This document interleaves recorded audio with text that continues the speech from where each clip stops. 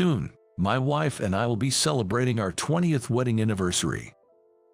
Looking at us now, we seem like a perfectly compatible couple, but I doubt our younger selves ever imagined we'd be living this life. Tonight, as we sat on the porch feeling the evening breeze, my wife and I took a trip down memory lane, reminiscing about the good old days. My name's Mike. I work for a major corporation and currently hold the position of a supervisor. These days, we're living a stable life, but I think my younger self struggled quite a bit. I did go to college, but after finishing high school, I worked part-time jobs for 2 years. I made the choice to start college 2 years later than most of my peers. The reason was that during my senior year of high school, right when I was about to apply for colleges, my mom fell seriously ill. She was hospitalized. With my dad swamped at work, I took on the responsibility of visiting her every day. I knew it was a crucial time for me, but I just wanted to be by my mom's side. My dad kept telling me that I should prioritize my future and take the entrance exams, but considering how old my mom was, I just didn't have the heart for it. Not wanting to have any regrets, I chose to be with my mom over taking the exams. A year later, after a hard battle, my mom passed away. Because of that, I'm grateful that I chose to be by her side despite my dad's objections. Back in my senior year, only my teachers knew about my mom's hospitalization and how I felt. I didn't want to burden or draw attention from my classmates, so I kept it quiet. But I guess someone noticed based on how I acted.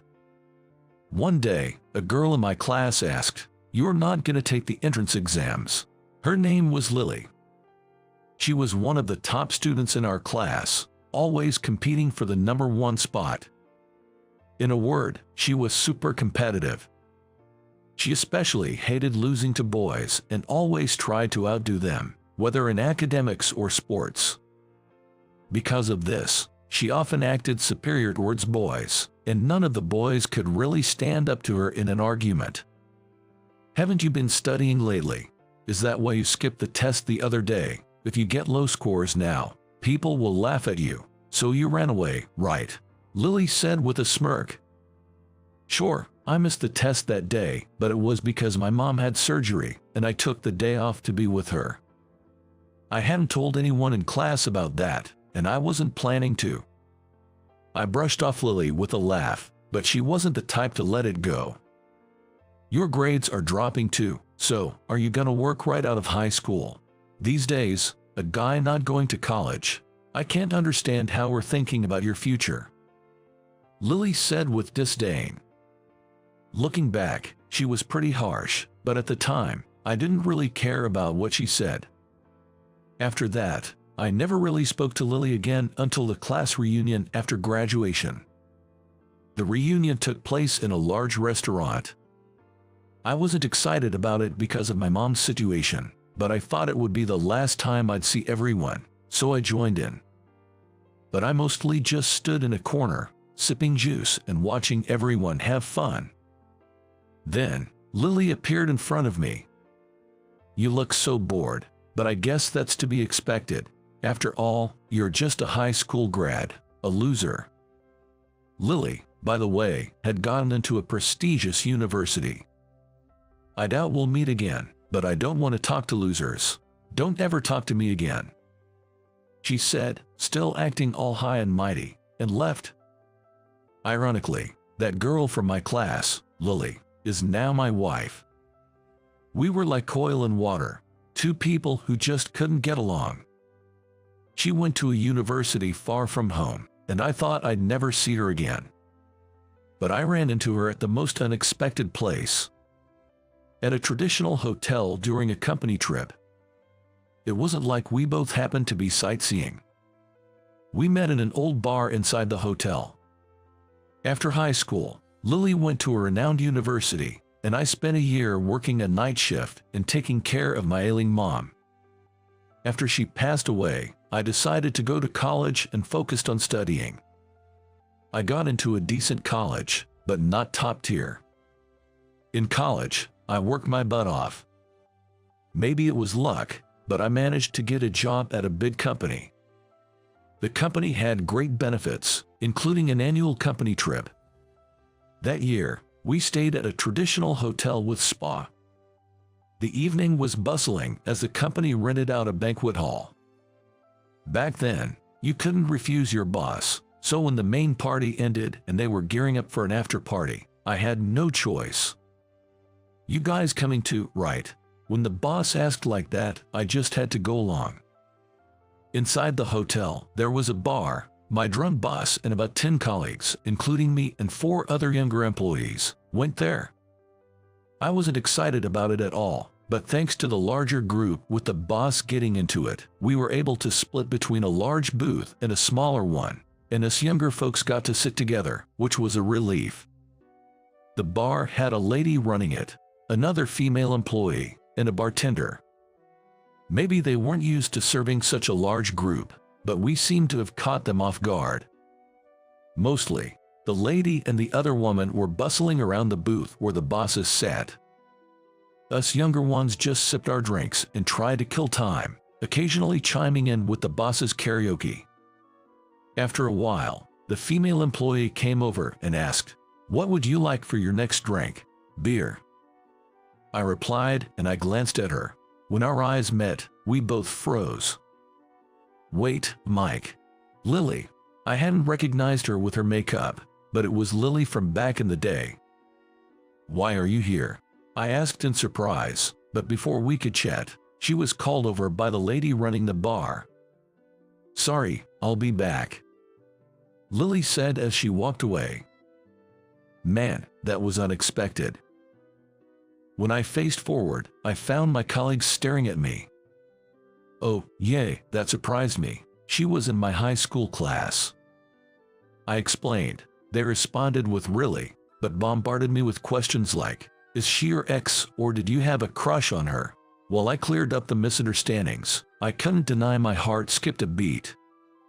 I was definitely taken aback by the unexpected reunion, but Lily looked even more beautiful, maybe because of the elegant dress she wore. The moment our eyes met, my heart raced. After about an hour and a half, the bosses, who had had too much to drink, said, "We're gonna hit the hay," and that's when the after-party finally wrapped up. As everyone was heading back to their rooms, I told them I'd stay behind to catch up with my old classmate. "Sorry I couldn't really talk earlier. I had to attend to the other tables. But I can't believe we ran into each other here. I'm kind of embarrassed for you to see me like this," Lily said, smiling awkwardly. "But I heard you're working for a big company now, Mike. Didn't you start working right after high school? How did you land a job at such a big firm?" I told her about the time when my mom fell ill during my college application period, how I did part-time jobs after high school, went to college later, and finally got my current job. She seemed genuinely surprised, maybe because I didn't show any signs of these events back then. Curious, I asked, "Weren't you the one who went to a top university? I hope this doesn't sound rude, but why are you working in a bar like this?" Her face clouded as she replied, "Well, it's a long story." Realizing I might have overstepped, I didn't press further. Just then, the owner told Lily, "You can leave for the night." She hinted at letting us enjoy our reunion, reminding Lily to lock up before leaving. With no one else around, Lily seemed a bit hesitant but began, "You never know what life will throw at you." She said she joined a major company after graduating from a prestigious university. Everything was smooth sailing for the first month. But then, something unexpected happened. Lily was pretty back then, but I knew she wasn't the type to seek attention. But rumors spread that there was a cute new hire, and the male colleagues began to fawn over her. However, a senior coworker in charge of training didn't take kindly to that and seemed to be jealous of Lily. Even though she was just trying her best at work, that trainer told her, "You need to stop getting so full of yourself," and suddenly, she stopped receiving any support regarding her training. The same trainer used to be the center of attention because of her looks, and she probably didn't like that suddenly everyone was interested in Lily. Despite not getting any guidance, Lily tried her hardest to do what she could. But one day, there was a mistake in a task she was paired with that trainer on. Even though it was a task the trainer had done, and it was 100% her mistake, it was pinned on Lily. Being scolded by the boss and asked for an explanation, the trainer began crying and saying, "It's due to my inadequate guidance. I'm sorry. No matter how many times I told her, she just wouldn't do it right, but I swear I tried my best to teach her." Lily, knowing it wasn't her fault, kept her mouth shut and could only tremble. When the boss asked Lily if she had anything to say, all she could muster was, "It was my mistake. I'm sorry." Later, the trainer warned her, "If you spill the beans, I won't forgive you," and continued to be hard on her. Because of the trainer's manipulation, Lily started getting labeled as inept by others. Both mentally and physically exhausted, Lily eventually resigned. She tried to get a job at a large company again, but her past trauma resurfaced during interviews and tests, making her unfit for office work. With student loans to repay and knowing she couldn't be unemployed, she took up nighttime jobs. She had been moving from one job to another due to health issues, but finally settled at a snack bar in the hotel. "After all that big talk, look where I ended up," she said, laughing, trying to break the somber mood. I played along and jokingly asked, "Did you realize you were so full of yourself?" Lily laughed heartily and said, "That was the only way I could hold myself together back then. I was so naive," looking back with a wry smile. Once your spirit breaks, it's hard to live strong. Though she looked a bit sad, she said she's still enjoying her life. The night I met with Lily, we ended with, "See ya, take care." We didn't exchange contact details, and it was just a nostalgic reunion that night. Lily lived near the hotel, and I thought I'd never see her again. Yet, 3 years later, I unexpectedly ran into her. And in the most unexpected of places. That day, I had a business meeting with a client, and I was informed that we'd be working with a new representative. When I saw the new representative's face, my eyes widened. "It's Lily. Nice to meet you again. It's been a while, Mike." Wait, is Lily our new rep? It was surprising enough to work with a former classmate, but even more shocking to find out that she's working in the corporate world now. I accidentally raised my voice in surprise. Apparently, after our chat that night at the bar, the encouragement I gave Lily led her to try and find employment once more. She had deeply regretted quitting her previous job without fully utilizing her skills. Seems her fresh start was going well, as her predecessor had also praised her for her competence. She had looked beautiful that night at the bar, all dressed up and glowing, but now she shone with a natural radiance and a genuine smile. Seeing Lily enjoy her work made me happy. After our meeting, we exchanged contact details. She invited me out for drinks whenever I was free. And so, we found a convenient day to have dinner together. While the joy of our reunion was fresh, we naturally drifted into talking about work. How about doing it this way? Wouldn't this be a better approach? We got really passionate about the topic. No way, it definitely should be like this. Well, I think this way is much more efficient. It has to be this way. Neither of us would back down. But then, memories from our high school days made us burst out laughing. Lily, you really haven't changed. Hey, neither have you. We shared a good laugh. Suddenly, I remembered we were in a restaurant. With delicious food and drinks in front of us, we decided to drop the work talk and just chat while enjoying our meal. Seriously, I'm really grateful to you. What did I do? Don't you remember? You didn't judge me for my night job back then, and instead, you genuinely listened to my story. You told me that one setback doesn't define me, and if I believed I could still achieve more, I should trust myself and try again. I vaguely remembered, but playfully said, "Did I really say something that wise?" You also told me that if my second attempt failed, I could come to you for help. It was really encouraging and meant a lot to me, But even though you said that, you never left me your number, so I couldn't even update you on my new job," Lily said with a playful pout, followed by a laugh. "So when I heard there was a shift in representatives and saw your name as one of our clients, I asked to be in charge. I was shocked to know your company was our client, and even more surprised to know you were the one representing them. I'm glad I got to see you again. Thanks for everything back then. I'm really enjoying my work now." "That's good to hear," I responded briefly, trying to hide my smile, and took a sip of my drink to distract myself. When I looked at Lily, her cheeks were flushed from the alcohol, her eyes sparkled, and I suddenly felt my heart race. "What are you staring at? Are you drunk?" Yeah, maybe a bit."